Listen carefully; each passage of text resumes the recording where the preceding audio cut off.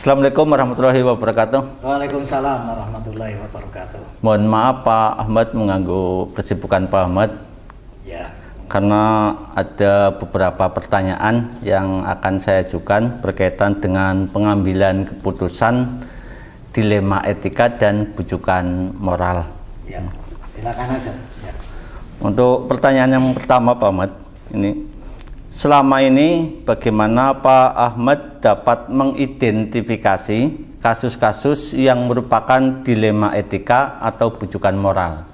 Ya, masalah kasus-kasus itu memang sering terjadi baik di lembaga institusi pemerintah maupun lembaga swasta atau bahkan di suatu komunitas. Ini kasus-kasus yang nanti harus mendapatkan keputusan yang menjadi dilema itu sudah pasti ada. Tetapi dengan adanya dilema ini tentu akan menjadikan kita bisa punya pilihan yang mungkin paling baik, paling tepat. Rasa seperti itu. Jadi kita melihatnya Pak Ahmad melihat kasus itu dilihat dari mana yang paling baik ketika mau mengambil keputusan itu ya Pak ya? Ya tentunya demikian, karena sebenarnya keputusan yang menjadi dilema itu, dilema etika itu dua-duanya itu baik. Benar ya, baik. Ya, tetapi kita tentu bisa menentukan pilihan yang mungkin dirasa secara intuisi paling pas untuk dijadikan keputusan. Iya. Kemudian yang kedua Pak Ahmad, untuk selama ini bagaimana Pak Ahmad mengambil keputusan di sekolah ketika ada kasus-kasus di mana ada dua kepentingan yang sama-sama benar atau sama-sama mengandung nilai kebajikan? Ya. Kita di dalam memutuskan satu kasus yang menjadi dilema etika ini, ya kita berpikir pada yang pertama tentang hasilnya ya. Jadi kalau kita memutuskan itu hasilnya nanti seperti apa kalau kita memutuskan pilihan A misalnya. Kemudian masalah aturan ini juga perlu dipertimbangkan. Kemudian kepedulian juga. Jadi satu misal kita memutuskan seseorang yang mungkin telah melanggar kedisiplinan ini kan kita akan mempertimbangkan kalau diputuskan A yang bersangkutan nanti seperti apa. Kemudian aturannya bagaimana ya. Lalu kepedulian kita, karena yang namanya seseorang itu kan mungkin tidak hanya menghadapi satu masalah ya, masalah di rumah, masalah di masyarakat, masalah lain-lainnya, dan ini termasuk adalah kita perlu peduli terhadap hal-hal semacam itu. Jadi dari apa yang sampaikan Pak Ahmad tadi, saya bisa mengambil kesimpulan bahwa dalam pengambilan keputusan yang sama-sama benar, Pak Ahmad berorientasi pada yang pertama hasil, kemudian aturan, dan yang ketiga pertimbangan jangka panjang dan jangka pendek ini Pak. Betul. Ya. Itu. Kemudian yang ketiga Pak, langkah-langkah atau prosedur seperti apa yang biasanya Pak Ahmad lakukan Pak? Ya, kita di dalam mau mengambil keputusan tentu kita harus menetapkan langkah-langkah atau tahapan-tahapan. Yang pertama tentu kita harus mengidentifikasi masalah tersebut.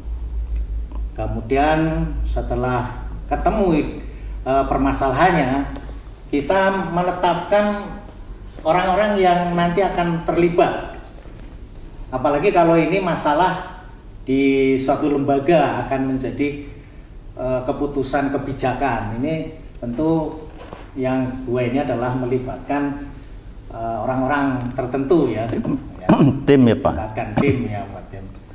Kemudian ya kita menganalisis ya dari masalah itu ya, lalu menentukan apa yang nanti dilakukan, seperti misalnya apa namanya ya, mempelajari aturan-aturan yang ada, ya, kemudian mempelajari mungkin semacam literatur dan dihubungkan juga dengan pengalaman-pengalaman masa lalu ya. Seperti itulah. Jadi kalau melihat langkah-langkah yang dilakukan Pak Ahmad ini sesuai dengan prosedur pengambilan 9 langkah pengambilan keputusan ini sudah sangat tepat ya. Mulai dari identifikasi, kemudian pembentukan tim atau melibatkan tim manajemen, kemudian analisis berdasarkan aturan atau kebijakan yang berlaku, baru kemudian pengambilan keputusan, Pak. Betul, betul. Yang keempat, hal-hal apa saja yang selama ini Pak Ahmad anggap paling efektif dalam pengambilan keputusan yang berkaitan dengan kasus-kasus dilema etika, Pak? Ya, kita perlu apa ya namanya?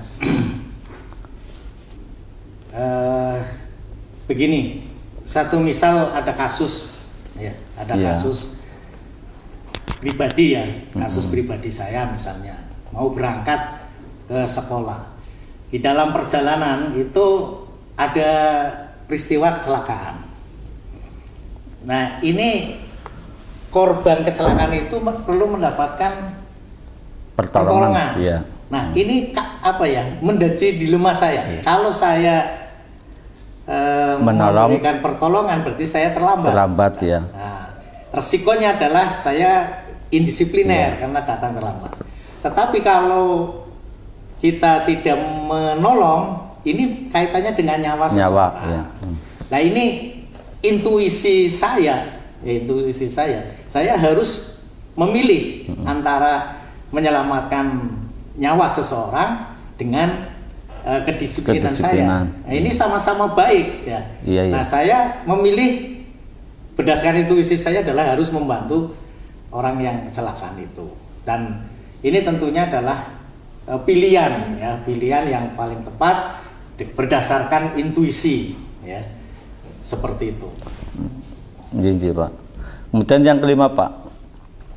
Hal-hal apa saja yang selama ini menjadi tantangan bagi Pak Ahmad dalam pengambilan keputusan pada kasus-kasus dilema etika? Selama ini kan mungkin ketika Pak Ahmad mengambil keputusan tentunya ada tantangan tersendiri. Ini tantangannya apa, Pak? Ya, yang namanya satu keputusan terutama dalam kebijakan ini tentu di suatu komunitas ada pro dan kontra. Iya. Ini menjadi tantangan. Tantangan utama bahkan ya, kalau diputuskan ini mesti ada yang suka, ada yang tidak suka. Ya.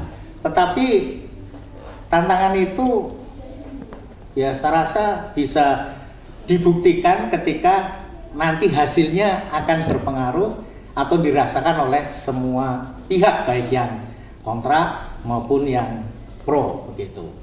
Nah, tantangan lainnya ya adalah yang namanya kasus itu apa ya, dinamikanya macam-macam iya. Ya.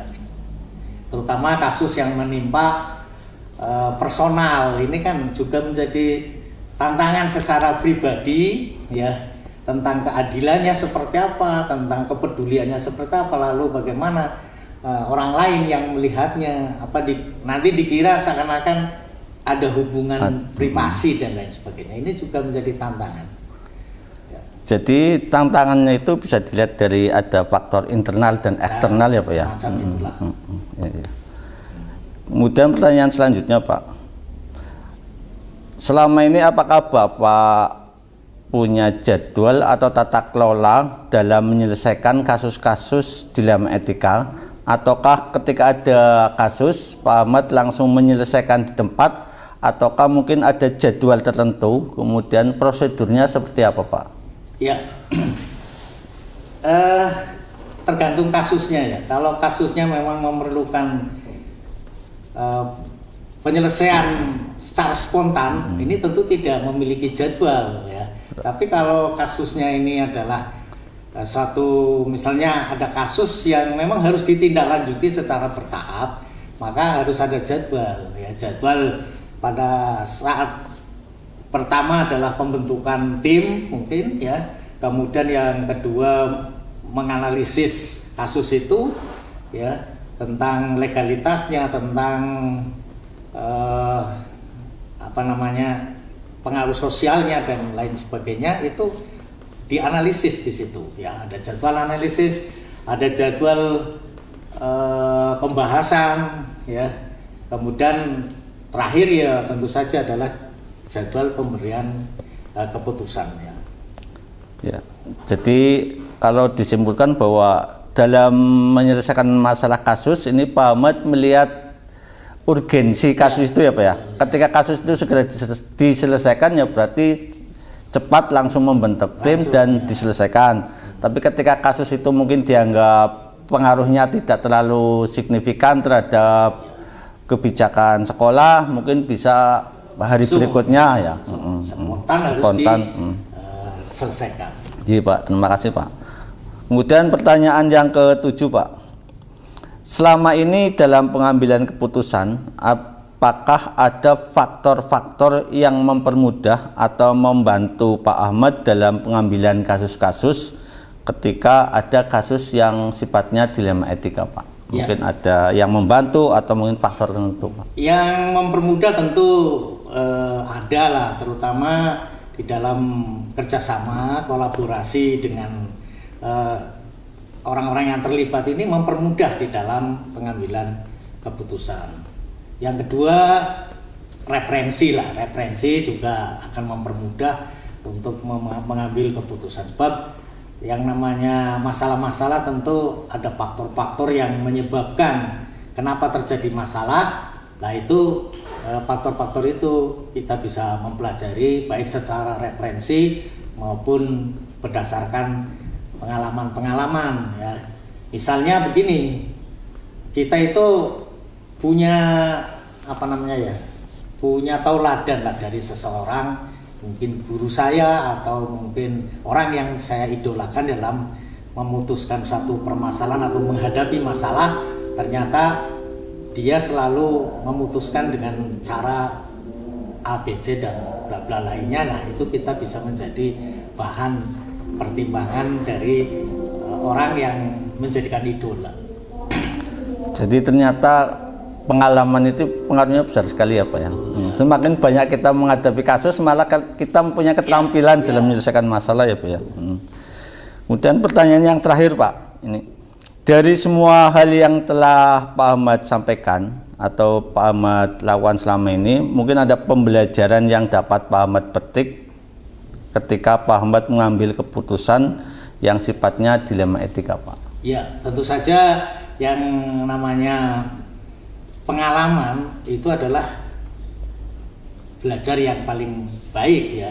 Maka dengan adanya kasus-kasus itu tentu akan memberikan satu hasanah praktek keilmuan ya di dalam memutuskan satu kasus-kasus, dan ini menjadi satu pertimbangan atau semacam inspirasi pada kasus-kasus selanjutnya. Jadi katakan saja dari banyaknya kasus itu tentu saja menjadi hasanah keilmuan sendiri bagi seorang yang akan memutuskan satu keputusan dilema etika.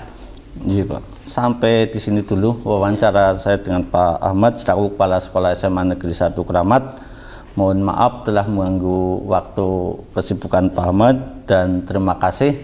Mungkin saya akhiri sampai sini. Assalamualaikum warahmatullahi wabarakatuh. Ya, waalaikumsalam warahmatullahi wabarakatuh. Oke, matur nuwun.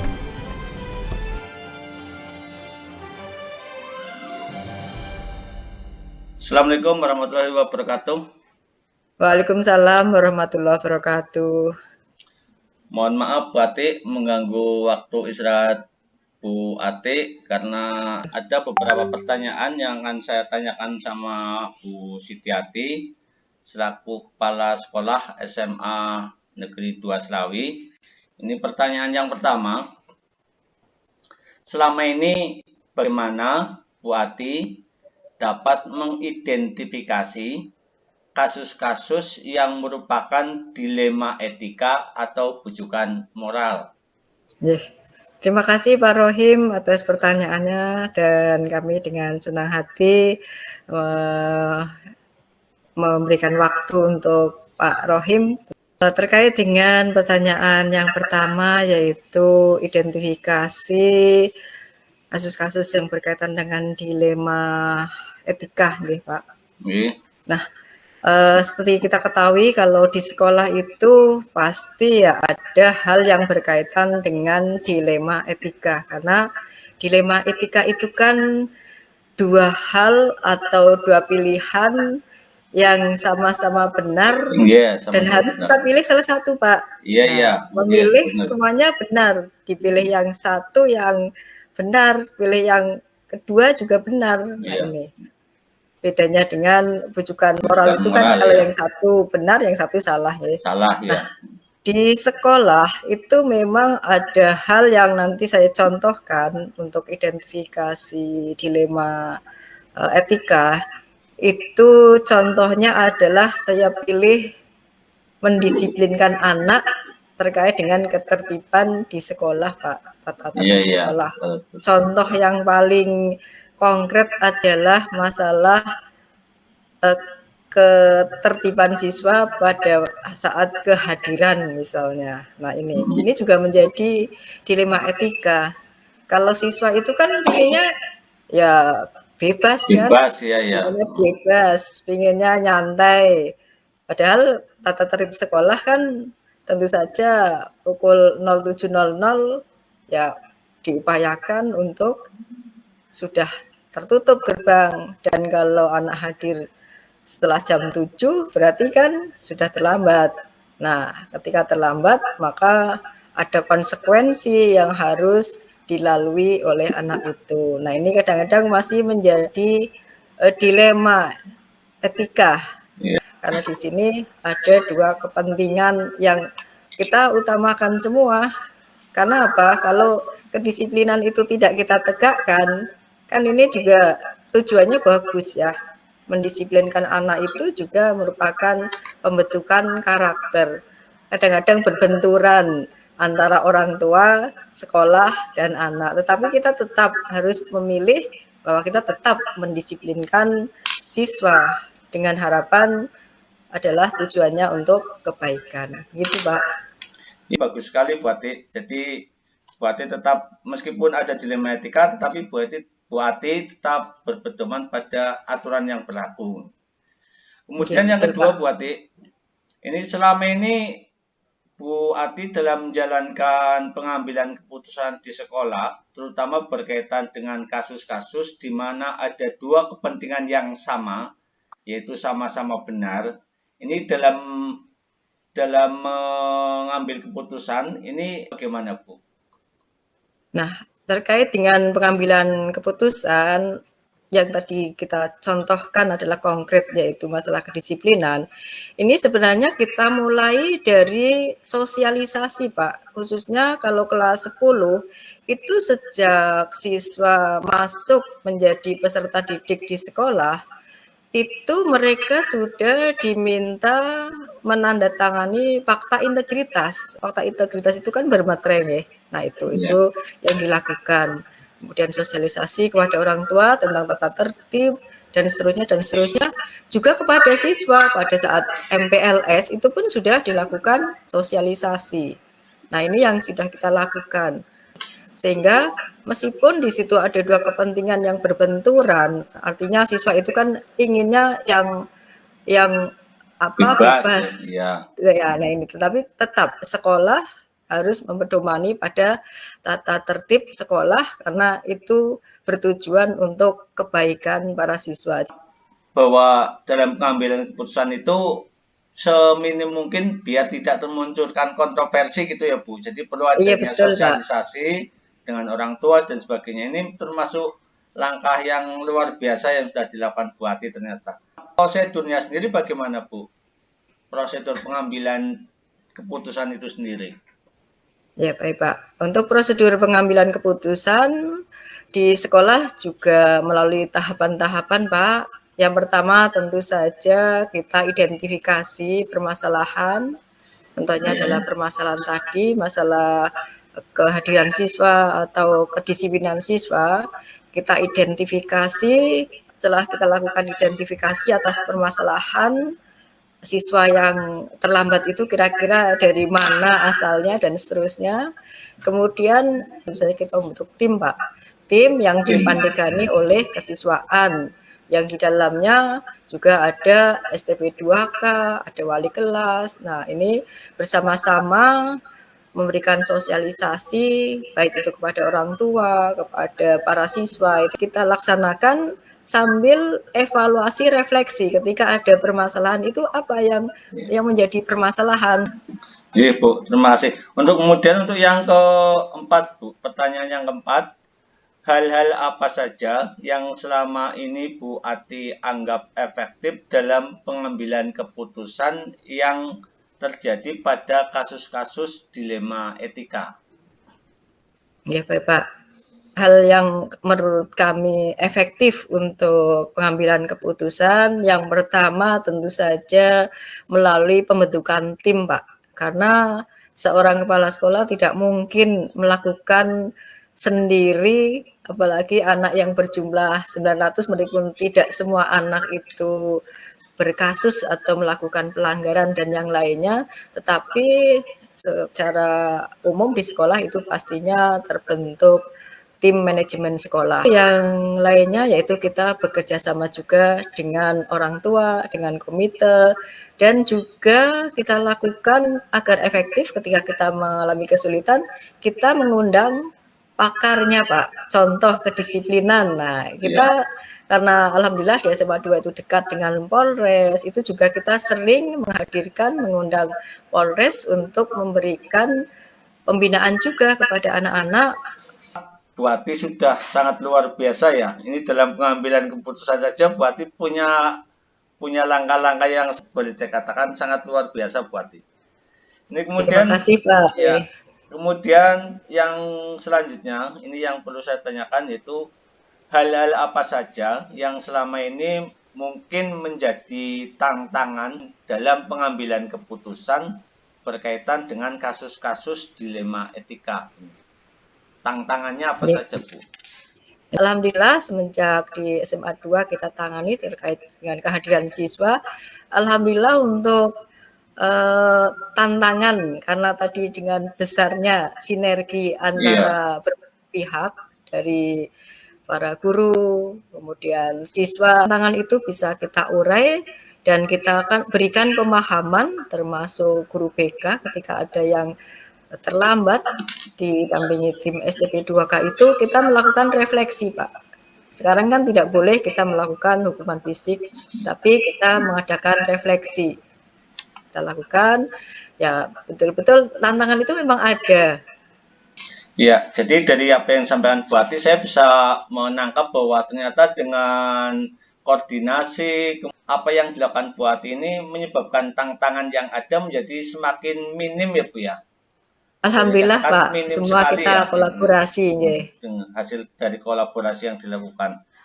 Nah, kemudian pertanyaan yang selanjutnya Bu, ini berkaitan dengan kasus-kasus yang sifatnya dilema etika. Ini dalam menyelesaikan ini mungkin ada tahapan-tahapan atau jadwal tertentu yang dilakukan Bu. Baik Pak, terkait dengan penyelesaian masalah untuk jadwal ya Pak. Kalau jadwal tersendiri itu sebenarnya kami kalau di sekolah ada jadwal pembinaan Bapak Ibu guru, informasi dan pembinaan itu kita lakukan Pak. Jadwal yang pasti di SMA 2 Slawi itu setiap minggu itu ada koordinasi yang membahas tentang banyak hal termasuk permasalahan-permasalahan seputar siswa. Dan kita menyebutnya juga bagian dari refleksi Pak. Nah, masalah yang lain kadang-kadang kan masalah insidental muncul. Itu juga kita lakukan koordinasi pula, Pak. Selama ini ketika ada permasalahan, secepatnya kita lakukan. Langsung begitu ada permasalahan, kita merapat. Dan langsung kita ketika masalah itu agak urgent juga kita lakukan pemanggilan kepada orang tua. Segera mungkin sehingga masalah tidak melebar dan tidak meluas sehingga segera cepat dilaksanakan dengan adanya koordinasi Waka, kemudian wali kelas, BK. Nah, ini kita lakukan sehingga dilakukan secara bertahap dan semua pihak. Nah, ini yang kita lakukan. Begitu, Pak. Kemudian untuk Ya, pertanyaan Pak. selanjutnya, Bu. Ini untuk setiap pengambilan keputusan, ini terutama keputusan yang berkaitan dengan kasus-kasus dilema etika, apakah ada seseorang atau faktor-faktor yang selama ini membantu dalam menentukan keputusan yang dilakukan oleh Bu Ati sendiri, Bu? Ya, baik, Pak. Kalau adakah orang yang membantu, saya yakin di sekolah itu bukan punya kepala sekolah, Pak. Jadi sudah pasti kita melibatkan banyak pihak, semua warga sekolah yang mulai dari tim manajemen, wali kelas, TU, kemudian orang tua, masyarakat sekitar, termasuk tadi dinas terkait, instansi terkait, itu semua kita libatkan. Karena tidak mungkin seorang kepala sekolah itu bisa apa sih tanpa mereka. Jadi semua keberhasilan, semua permasalahan terurai itu karena dari banyak pikiran, dari banyak ide, bukan dari tangan kepala sekolah semata-mata, Pak. Kepala sekolah itu bertugas mengkoordinasikan dan keputusan kita ambil secara bersama-sama. Ya, terima kasih Bu Ati. Kemudian ini mungkin yang terakhir, Bu, pertanyaan yang terakhir. Dari semua hal yang telah tadi disampaikan Bu Sitiati, ini pembelajaran apa yang dapat dipetik dari pengalaman Bu Ati dalam mengambil keputusan yang berkaitan dengan dilema etika, Bu? Ya, Pak, hikmah atau pengalaman pembelajaran yang bisa dipetik bagi kami adalah bahwa tidak ada masalah yang sangat sulit ketika dilaksanakan, diselesaikan secara bersama-sama.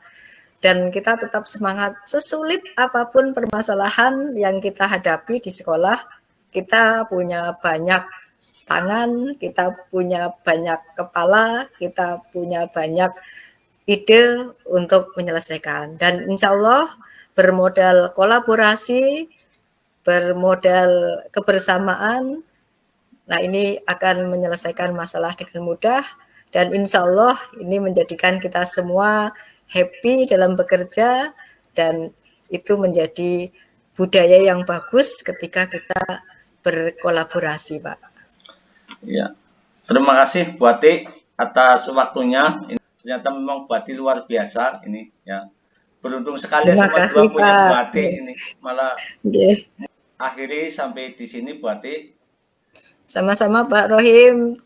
Matur nuwun, kami sudah diberi kesempatan untuk menjadi narasumber ataupun sebagai salah satu bagian yang Pak Rohim butuhkan dan mohon maaf jika apa yang kami sampaikan itu masih kurang sesuai atau kurang pas, itu adalah bagian dari pengalaman yang kami lakukan. Begitu Pak, sukses Ya. selalu untuk Pak Rohim dan Amin. semoga ini lancar dan Amin, diberikan amin. kemudahan. Amin. Amin. Salam buat keluarga ya Bu ya. Insya Allah Pak, saya sampaikan. Assalamualaikum warahmatullahi wabarakatuh. Waalaikumsalam warahmatullahi wabarakatuh.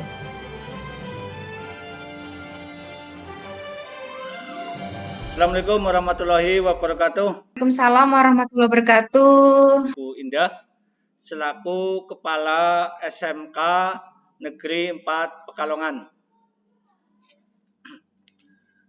Ada beberapa pertanyaan yang akan saya ajukan kepada Bu Indah berkaitan dengan pengambilan keputusan dilema etika dan bujukan moral, Bu. Iya. Untuk yang pertama yang akan saya tanyakan yaitu selama ini bagaimana Bu Indah dalam mengidentifikasi kasus-kasus yang merupakan dilema etika dan bujukan moral? Ya, terima kasih Pak. Saya coba menjawab ya berdasarkan pengalaman saya. Jadi untuk mengidentifikasi kasus dilema etika ataupun itu bujukan moral tentunya ada apa namanya identifikasi sendiri ya, ada indikator-indikator sendiri manakala apakah ini termasuk dilema etika ataupun bujukan eh, moral. Jadi saya berusaha untuk apa namanya menghadapi kasus-kasus itu ya, apakah eh, masuk di dilema etika ataupun bujukan moral. Kemudian saya harus memahami dari kasus-kasus tersebut. Rapatkan dengan tim, kemudian tim itu ada tim manajemen. Tim manajemen itu terdiri dari 4 wakil saya, dimulai dari wakil kurikulum, humas, kesiswaan, dan sarpras. Kemudian tambah satu lagi KTU saya. Itu Pak. Jadi untuk identifikasi Bu Indah dilakukan dengan cara koordinasi dengan tim ya Bu ya. Pertanyaan yang kedua Bu, selama ini Bu Indah dalam menjalankan atau mengambil keputusan di sekolah, terutama ketika ada kasus-kasus di mana ada dua kepentingan yang sama-sama benar dan sama-sama mengandung nilai kebajikan, itu bagaimana Bu? Kasus-kasus seperti itu nanti ada banyak di sekolah kami Pak Rokim, yaitu yang jelas yang pertama saya berkoordinasi dengan rekan guru ataupun dengan tim manajemen tadi. Bahkan jika memang diperlukan saya akan berkoordinasi dengan komite sekolah, pengawas ataupun dengan cabang dinas. Koordinasi ya sebatas koordinasi seperti itu. Nah, kemudian eh bagaimana jika ada yang sama ya, tadi ada dua kepentingan yang sama-sama benar atau sama-sama mengandung nilai kebajikan, maka saya akan memilih, tentunya saya akan memilih salah satu ya. Dari sama-sama benar, saya akan memilih salah satu. Apakah kasus itu eh, dari nilai kepentingan sekolah, apakah merugikan sekolah atau tidak? Kemudian sesuai dengan kepentingan siswa ya, karena kita kan harus berpihak pada siswa ya, pada murid ya. Jadi apakah itu merugikan siswa atau tidak? Gitu Pak. Jadi kita juga harus menganalisis kasus itu dalam jangka panjang.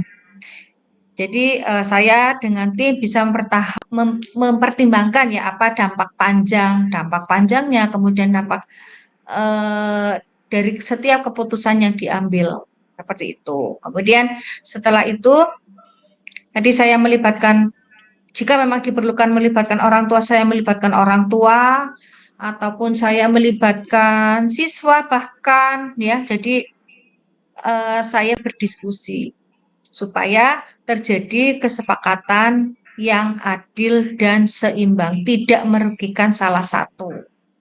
Seperti itu. Kemudian saya juga harus menerapkan yang jelas etika dan moralnya ya, kejujuran, tanggung jawab, empati itu menjadi salah satu faktor pengambilan keputusan. Jangan sampai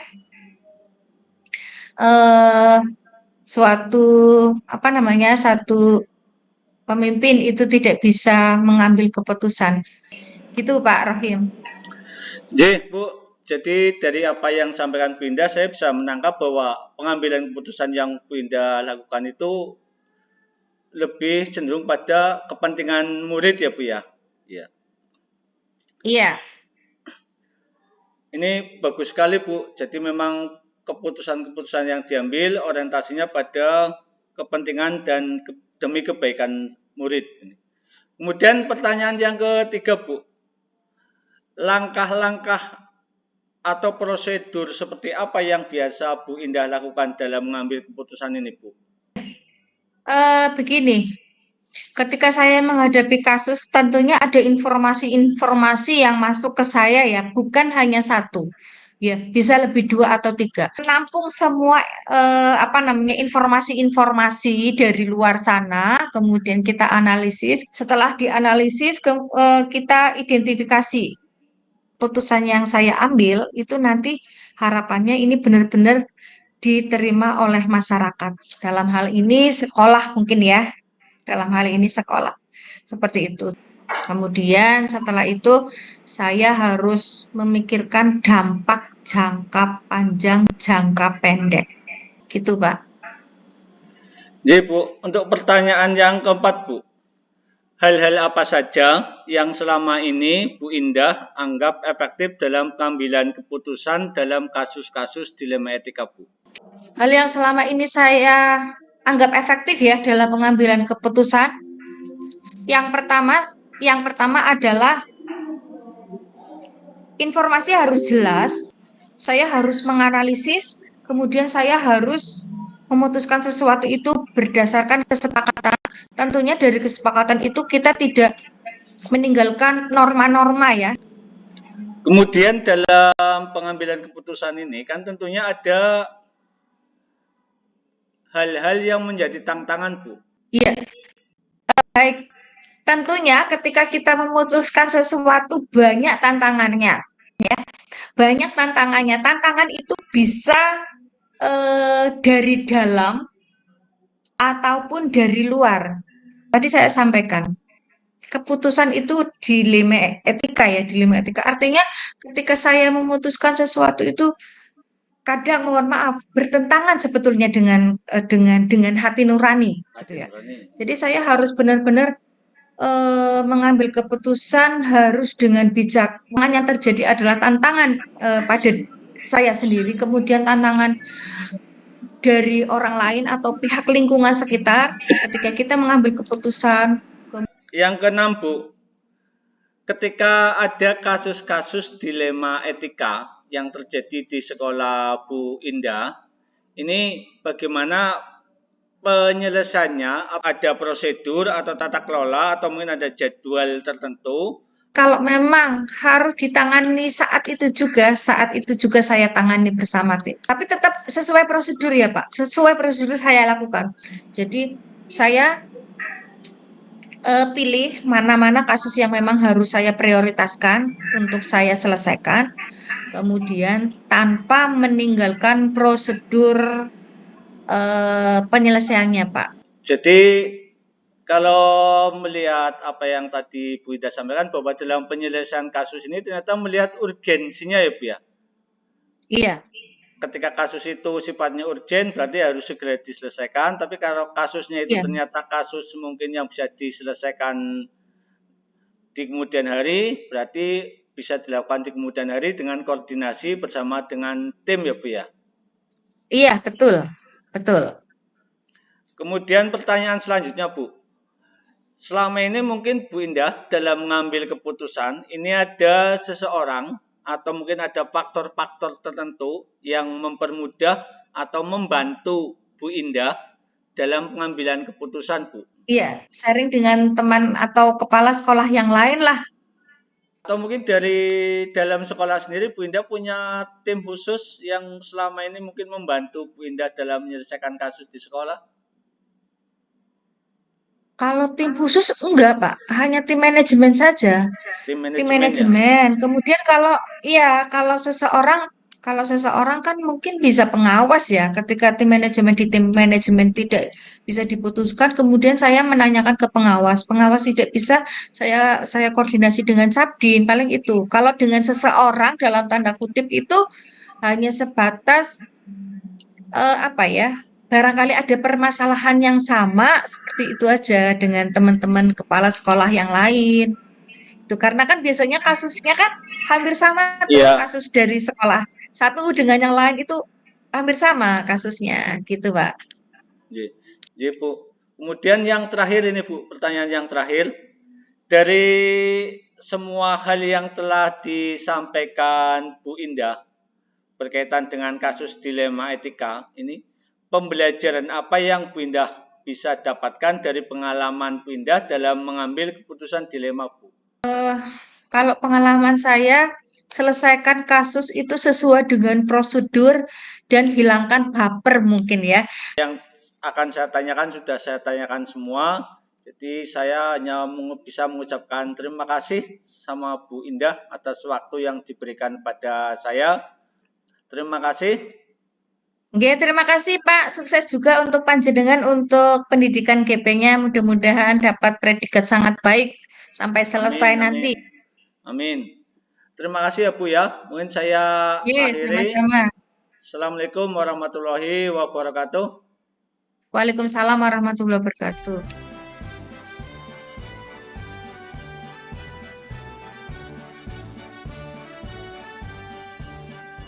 Bulatkan tekad, kuatkan hati, negeri ini memanggilmu kawan. Belajar bergerak berbagi untuk negeri, guru penggerak majukan pendidikan. Guru penggerak menghamba pada murid, kreatif rancang pembelajaran. Hargai potensi, tingkatkan prestasi, lahirkan profil pelajar Pancasila. Belajar bergerak berbagi untuk negeri, kita menjalin kolaborasi. Belajar bergerak berbagi untuk negeri, demi bakti pada Ibu Pertiwi.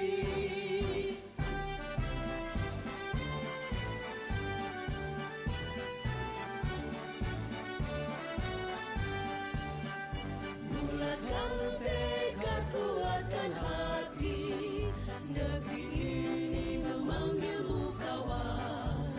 Belajar bergerak berbagi untuk negeri, guru penggerak majukan pendidikan. Guru penggerak menghamba pada murid, kreatif rancang pembelajaran. Hargai potensi, tingkatkan prestasi, lahirkan profil pelajar Pancasila. Belajar bergerak berbagi untuk negeri, kita menjalin kolaborasi.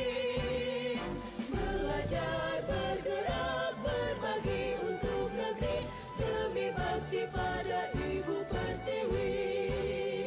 Belajar bergerak berbagi untuk negeri, kita menjalin kolaborasi.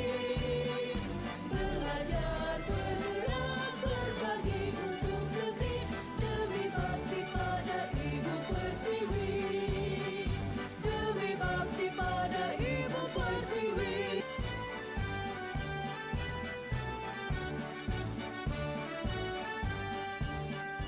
Bulatkan tekad, kuatkan hati, negeri ini memanggilmu kawan. Belajar bergerak berbagi untuk negeri, guru penggerak majukan pendidikan. Guru penggerak menghamba pada murid, kreatif rancang pembelajaran. Hargai potensi, tingkatkan prestasi.